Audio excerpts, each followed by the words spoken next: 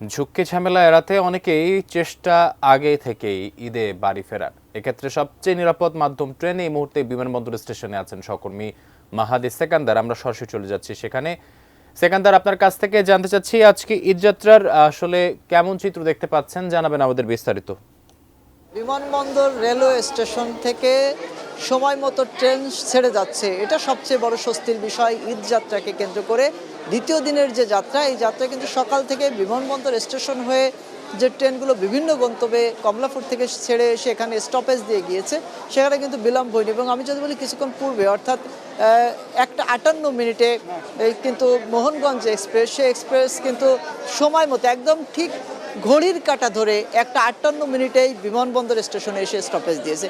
এবং এটি সাধারণত আমরা দেখে থাকি না, কেননা বন্দর স্টেশন কমলাপুর থেকে আসতে যে সময় লাগে, সে সময়টা অনেক সময় যে ট্রেনের শিডিউল থাকে অনেকটা বিলম্ব হয়। কিন্তু ঈদ যাত্রায় আমার চোখে একদমই এটি আমি দেখেছি। এবং এটি অবশ্যই এখানকার যারা যাত্রী আছেন তারা বলছেন যে এটি প্রশংসার দাবি রাখে, বিশেষ করে ঈদ যাত্রার যে ভোগান্তি নিরসনে। কেননা কিছুক্ষণ পরপরই কিন্তু ট্রেনের শিডিউল থাকে 20-30 মিনিটের ব্যবধানে।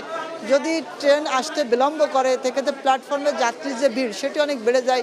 এবং এক্ষেত্রে কিন্তু এখানে দাঁড়ানো কিংবা অন্যান্য যে বিষয় থাকে সেটি নিয়ে তাদের ঝামেলা পোহাতে হয়। কিন্তু এর পূর্বেও যদি মোহনগঞ্জ এক্সপ্রেসের কথা বলি, নেত্রকোনাগামী, সেটিও কিন্তু সময় মতোই ছেড়ে গেছে। এবং চট্টলা এক্সপ্রেস সেটিও আসবে 2:38। এখানে যারা যাত্রীরা আছেন তারা কিন্তু ঘড়ি দেখছেন, এখন 2টা যে সময় 30-এর পরবর্তী, এর পরে এখানে ট্রেনটি এসে ভিড়বে। এবং এখানে যে যাত্রীরা রয়েছেন তারা কিন্তু চট্টলা এক্সপ্রেসে উঠবেন। কোয়ালিটি সম্পন্ন আন্তর্জাতিক মানের CMT 500W CSRM committed for better still.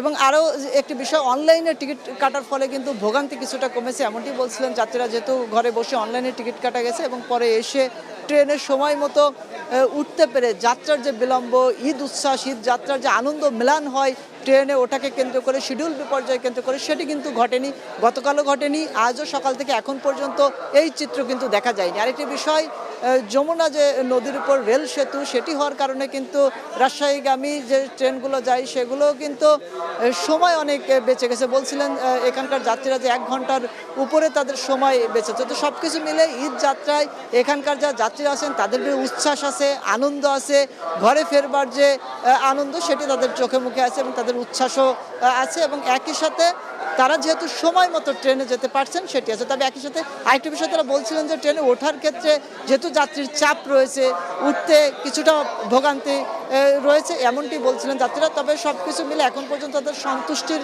যে বিষয়টি সেটি তারা প্রকাশ করেছেন। এবং ট্রেনের শিডিউল বিপর্যয় না থাকায় বাড়তি স্বস্তির কথা বলছিলেন যাত্রীরা। তো আকাশ, এই ছিল রাজধানীর বিমানবন্দর রেলওয়ে স্টেশন থেকে ঈদ যাত্রার খবরাখবর নিয়ে সর্বশেষ।